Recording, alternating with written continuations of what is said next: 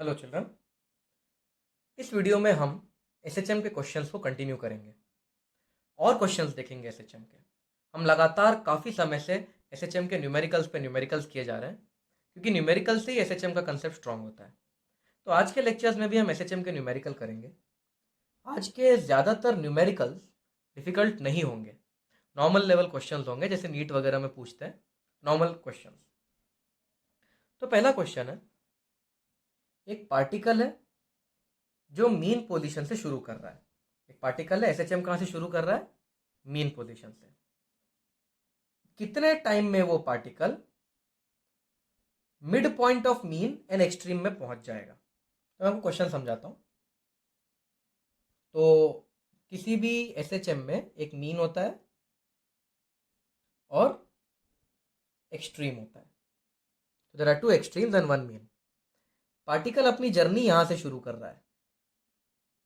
Okay, कितने time में particle यहां से यहां तक आ जाएगा? तो पार्टिकल कितने टाइम में मीन से लेकर मीन और एक्सट्रीम के बीच में आ जाएगा? करेक्ट। तो ये क्वेश्चन है। चलन क्वेश्चन में दिया है टी है टाइम पीरियड, यानी पूरे एक ऑसिलेशन का टाइम पीरियड टी है। तो यहां से यहां तक आने में कितना टाइम लगेगा? तो एक बार क्वेश्चन फिर से समझा देता हूं। पार्टिकल यहां पे है, उसे यहां से यहां आना है, टाइम पीरियड है कैपिटल टी, कितना टाइम लगेगा? चलन क्वेश्चन ईजी है, लेकिन कुछ बच्चे बेवकूफ़ी कर देते हैं इस क्वेश्चन में। सबसे पहले हम जानते हैं कि ये पार्टिकल शुरू हुआ है मीन से, और जब मैंने आपको इंपॉर्टेंस ऑफ फाई बताया था, फाई वो वाला सिंबल फाई, जब मैंने आपको इंपॉर्टेंस ऑफ फाई बताया था तब आपको बताया था अगर फाई की वैल्यू 0 हो तो पार्टिकल मीन से शुरू होता है। तो क्योंकि particle is starting from mean, value of phi becomes 0। तो इक्वेशन ऑफ एसएचएम क्या बन जाएगा? Therefore, equation of SHM will become x is equals to a sin omega t. This will become the equation of SHM. वो plus five किधर गया? वो 0 है। क्यों? क्योंकि पार्टिकल मीन से शुरू कर रहा है। अब चिल्ड्रन, ये मीन है, मीन के एक्स को हम क्या बोलते हैं? 0। मीन से लेके एक्सट्रीम तक टोटल डिस्टेंस क्या होती है? एम्पलीट्यूड ए। ये मीन और एक्सट्रीम के बीचों बीच है, तो इसकी पोजीशन क्या है? इसकी पोजीशन है x is equals to a by two. Correct ना? इसकी पोजीशन x इक्वल टू 0, इसकी पोजीशन है x इक्वल टू a, तो इसकी पोजीशन है x equal to a by two. तो इसकी पोजीशन है x equal to a by two, तो x की वैल्यू पुट कर देते हैं ए बाई टू।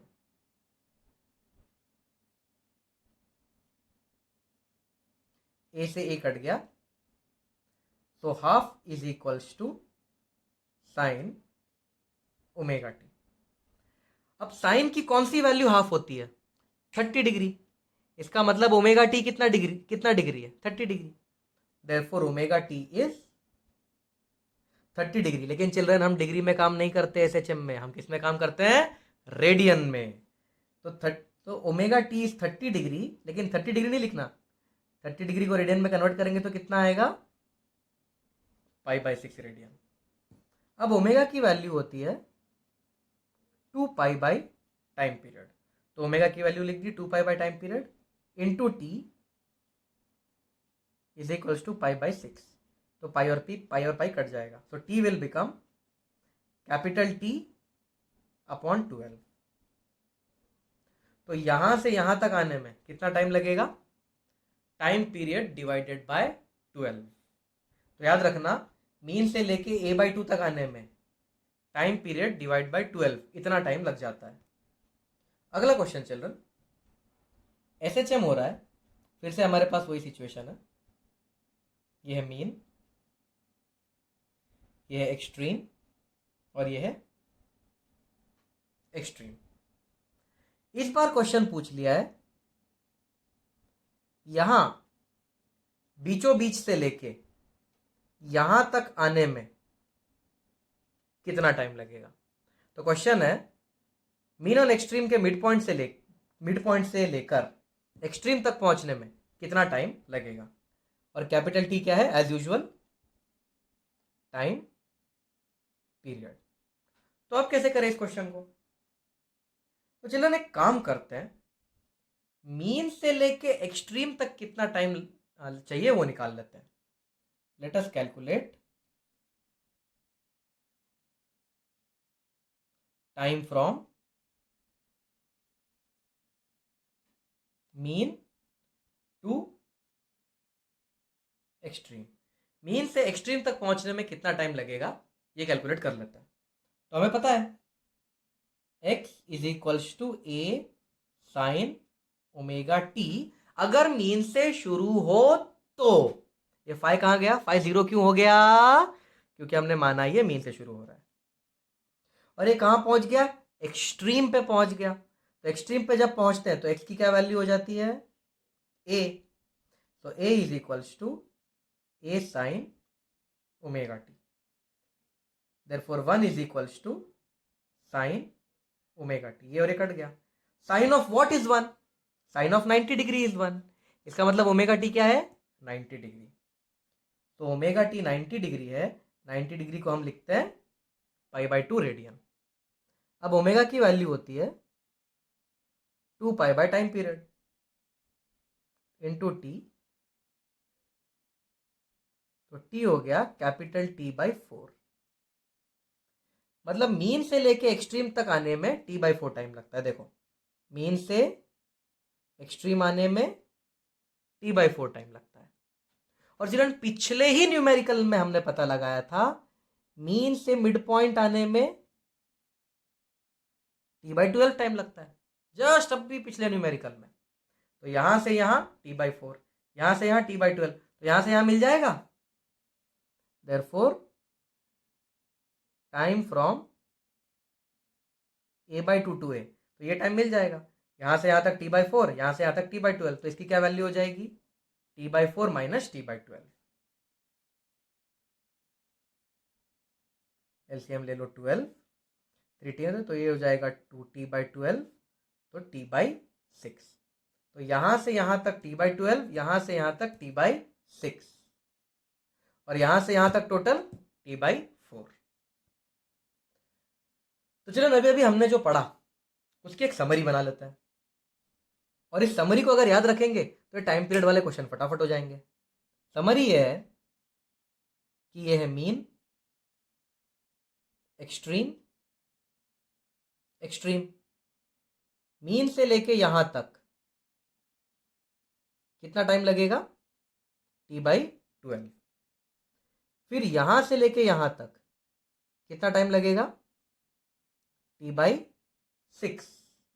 यानी कि मीन से लेके पूरे एक्सट्रीम तक T/4। अब जब एसएचएम रिटर्न होगा तो एक्सट्रीम से यहां तक आने में फिर से कितना टाइम लगेगा, T/6। और फिर यहां से लेके मीन तक आने में फिर से T/12। यानी कि यहां से यहां तक T/4, और यहां से यहां तक भी जो टोटल टाइम होगा वो भी T/4 ही होने वाला है। और चिल्ड्रन दूसरे एक्सट्रीम पे भी यही होने वाला है। तो यानी कि मीन से एक्सट्रीम जाने के लिए T/4, फिर एक्सट्रीम से मीन आने के लिए T/4। तो T/4 प्लस T/4 कितना हो गया, T/2। फिर इस मीन से इस एक्सट्रीम तक जाने के लिए T/4, और फिर वापस इस एक्सट्रीम से इस मीन तक आने के लिए एक और T/4। तो T/4 T/4 T/4 T/4 हो गया एक ऑसिलेशन, और टाइम पीरियड भी हो गया T। लेकिन मीन से लेके मीन और एक्सट्रीम के बीच तक जाने के लिए T/12, फिर यहां से यहां तक T/6 टाइम लगता है।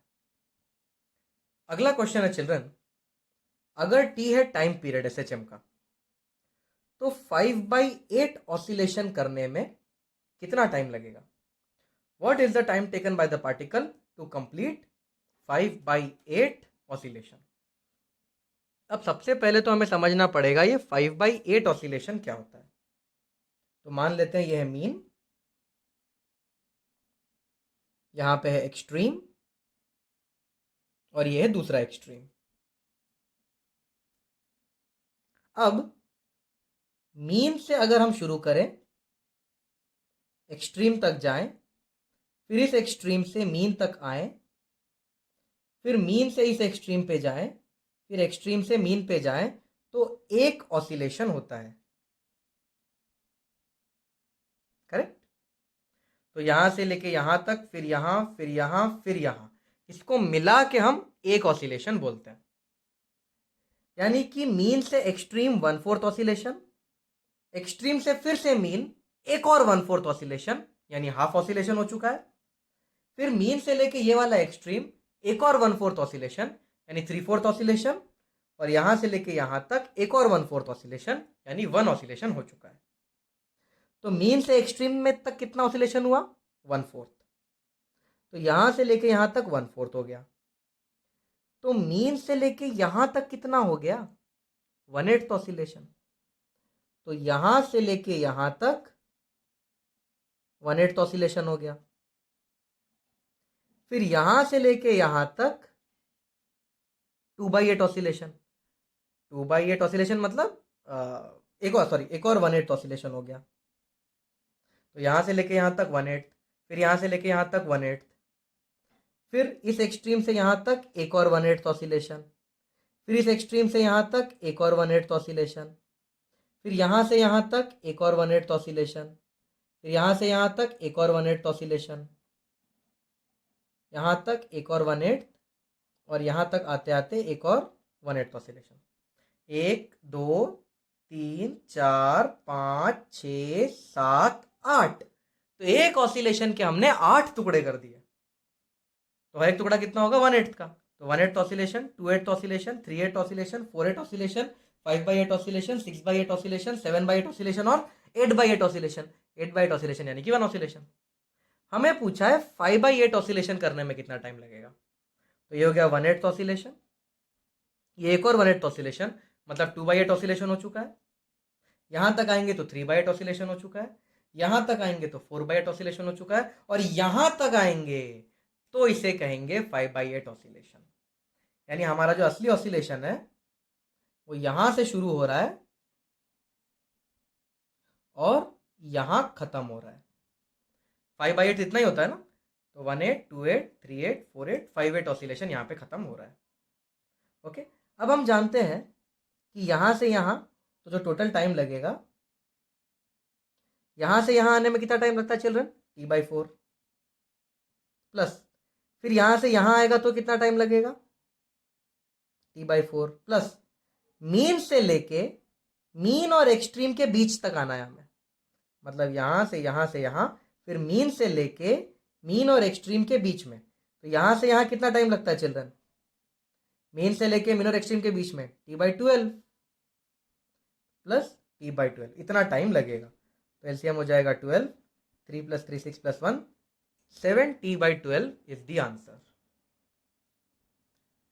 अगला क्वेश्चन चिल्ड्रन, एसएचएम हो रहा है और हमें A/2 से लेके √3A/2 तक जाना है।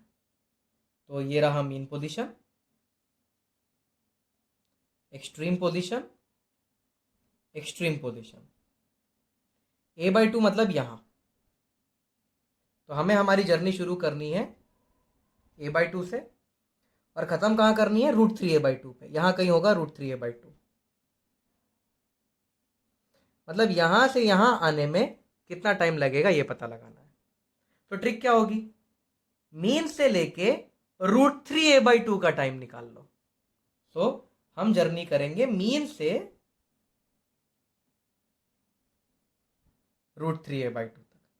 हम ये जर्नी नहीं करेंगे, A/2 से √3A/2 नहीं करेंगे, हम मीन से √3A/2 करेंगे। तो देखो क्या हो जाएगा, मीन से शुरू हो रहे हैं इसलिए x = a sin ω t। File लिखने की जरूरत नहीं क्योंकि मीन से शुरू हो रहा है। और x की वैल्यू कितनी हो गई? √3A/2। तो √3A/2 is a sin ω t। A से ए कट गया। Sine of what is √3/2? Sine of 60 degree, मतलब ये 60 डिग्री है, यानी कि ω t 60 डिग्री है। 60 डिग्री को रेडियन में कैसे लिखते हैं? π/3। तो यहाँ ओमेगा की क्या वैल्यू होती है? 2π/t इंटू छोटू टी। तो पाई से पाई कट जाएगा, तो छोटू टी हो जाएगा t/6। तो मीन से लेके यहां तक t/6 लग रहा है। ओके, मीन से लेके यहां तक t/6, मीन से लेके a/2 t/12 होता है, ये तो अपने को पता है। मीन से a/2 t/12 होता है। तो a/2 से यहां तक क्या होगा? Therefore from a/2 to √3 a/2, यहां से यहां t/6, यहां से यहां t/12, तो इसकी वैल्यू क्या होगी? t/6 minus t/12। टाइम लगेगा t/6 माइनस t/12, इसको सब्ट्रैक्ट करेंगे तो आंसर आएगा t/12। तो यहां से लेके यहां तक a/2 से लेके √3 a/2 तक आने का टाइम होगा t/12। नेक्स्ट क्वेश्चन चिल्ड्रन, इस क्वेश्चन में दो एसएचएम दिए हैं। ये पहला एसएचएम है और ये दूसरा एसएचएम है। ये पहले एसएचएम का इक्वेशन और ये दूसरे एसएचएम का इक्वेशन। क्वेश्चन में पूछा है find the phase difference between them. Children, phase difference का मतलब होता है इनका जो एंगल है उसका डिफरेंस। तो फेज डिफरेंस क्या होता है? इन दोनों एंगल का डिफरेंस। तो इसका एंगल कितना है? 2πt plus π/6। और इसका एंगल कितना है? 2πt plus π/2। तो इन दोनों में एंगल में कितना फर्क है ये देखना है। यह a sin 2πt प्लस π/6, दूसरा एसएचएम है a sin 2πt प्लस π/2। तो फेज डिफरेंस मतलब इन दोनों के एंगल का फर्क। तो इन दोनों के एंगल का फर्क हमने निकाल लिया। 2πt कट जाएगा, ये होगा π/6 माइनस π/2। तो आंसर हो जाएगा माइनस π/3। ये सब्ट्रैक्ट करोगे तो माइनस π/3 आएगा। अब चिल्ड्रन, ये माइनस साइन कई बार ऑप्शन में नहीं होता है, तो π/3 को आप करेक्ट ऑप्शन मान सकते हो। π/3 इज द करेक्ट ऑप्शन। कई बार माइनस साइन नहीं होता ऑप्शन में, तो फेज डिफरेंस में उन्हें सिर्फ मैग्नीट्यूड से लेना देना होता है। तो कई बार माइनस साइन नहीं होता है, π/3 लिखोगे तो भी चलेगा। अगला क्वेश्चन चिल्ड्रन, दो पार्टिकल एसएचएम कर रहे हैं। पहले पार्टिकल का ये इक्वेशन है, दूसरे पार्टिकल का ये इक्वेशन है। इनके बीच का फेज डिफरेंस निकालना है। फेज डिफरेंस निकालना है, ये तो बहुत आसान है, बस इन दोनों के एंगल्स माइनस कर दो। चलन यहाँ पे a cos ओमेगा टी नहीं, a cos 4πt होना चाहिए। क्वेश्चन करेक्ट कर लो प्लीज। तो अब इन दोनों के बीच का फेज डिफरेंस निकालना है, मतलब इन दोनों के एंगल के बीच का डिफरेंस निकालना है। करेक्ट? तो ये माइनस ये कर दूंगा तो आंसर आ जाएगा। गलत, आंसर नहीं आएगा। क्यों नहीं आएगा? क्योंकि एक साइन है और दूसरा एसएचएम कॉस के टर्म्स में रिप्रेजेंट किया गया है। तो एक एसएचएम साइन के टर्म्स में रिप्रेजेंट किया है, एक एसएचएम कॉस के टर्म्स में रिप्रेजेंट किया है। दोनों के एंगल को डायरेक्ट माइनस नहीं कर सकते। इन दोनों को माइनस करोगे तो फेज डिफरेंस नहीं आएगा। तो कैसे निकालें फेज डिफरेंस? तो अब फेज डिफरेंस निकालने के लिए कॉस को साइन में कन्वर्ट करना पड़ेगा। और ट्रिक ये होती है चिल्ड्रन कि साइन 90 प्लस थीटा, अगर मैं डिग्री में लिखूं तो ये कॉस थीटा के बराबर होता है। एक मैथमेटिकल आइडेंटिटी है, sine 90 plus theta is cos theta. तो ये है ट्रिक। तो x1 की वैल्यू लिख देते हैं। x1 है a साइन 4πt प्लस π/6। और x2 क्या है? x2 है a cos 4πt। तो चलिए मैं cos को क्या लिख सकता हूं? cos को लिख सकता हूं साइन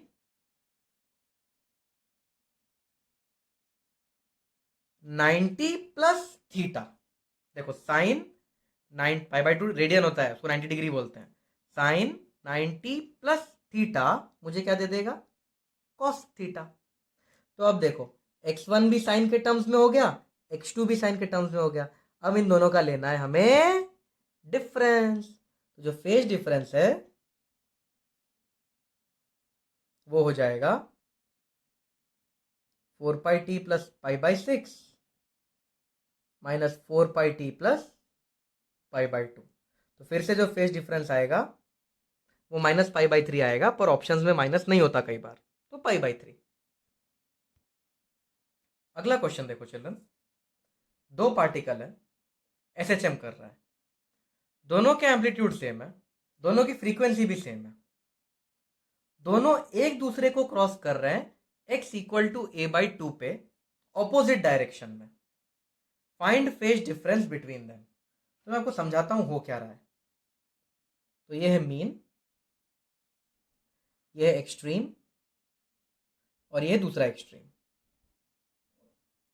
दो पार्टिकल्स हैं, दोनों यहीं पे एसएचएम कर रहे हैं, दोनों का एम्पलीट्यूड भी सेम है, फ्रीक्वेंसी वगैरह सब कुछ सेम है, मतलब दोनों यहीं पे एसएचएम कर रहे हैं। एक कुछ ऐसा कर रहा होगा, दूसरा कुछ ऐसा कर रहा होगा, तो दो पार्टिकल एसएचएम कर रहे हैं ऐसे ऐसे ऐसे ऐसे ऐसे। तो वो एक दूसरे को कब क्रॉस कर रहे हैं? जब वो x = a/2 पे आ जाएंगे। यानी पहला पार्टिकल यहां पे इस तरह से जा रहा होगा और दूसरा पार्टिकल इस तरह से जा रहा होगा। तो इन दोनों पार्टिकल के बीच में फेज डिफरेंस कितना है, मतलब इसका जो एंगल है और इसका जो एंगल है, इनके एंगल में फर्क कितना है। अब ये क्वेश्चन सुनने में बहुत भयानक लगता है। देखो a/2 पे क्रॉस कर रहे हैं, एक इधर जा रहा है एक इधर जा रहा है। ये क्वेश्चन सुनने में बहुत भयानक लगता है, लेकिन ऐसे इसका आंसर आता है चुटकियों में। इसका आंसर निकालना बहुत आसान है चिल्ड्रन। इसका आंसर निकलता है वो सांप से। वो एक साइन का सांप सिखाया था आपको काफी पहले, वो अगर सांप आपको याद है तो ये आंसर चुटकियों में आ जाएगा। वो सांप कुछ ऐसा था, मीन पे फेज 0 होता है,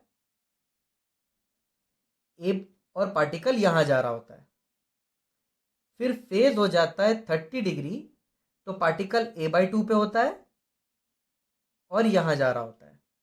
आपको साइंस स्नेक पूरा बना के दिखाया था पिछले वीडियोस में, तो वो साइंस स्नेक का वीडियो देखो, उससे फट से आंसर आएगा।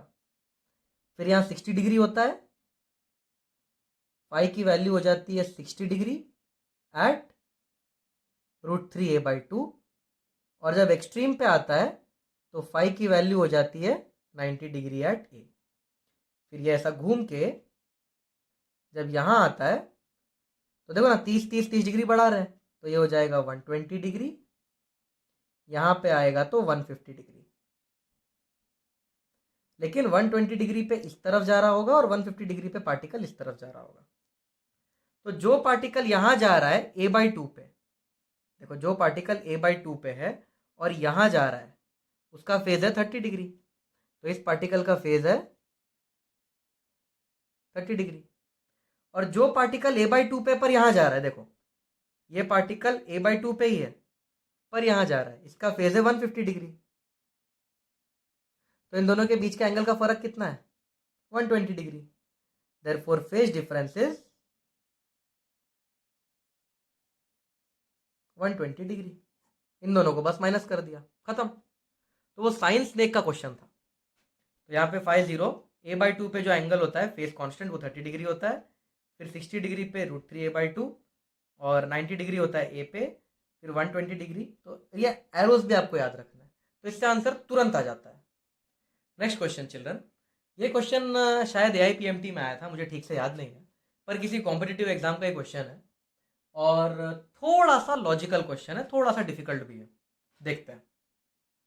दो पार्टिकल्स है, एसएचएम परफॉर्म कर रहे हैं, दोनों का एम्पलीट्यूड सेम है, दोनों का ओमेगा सेम है।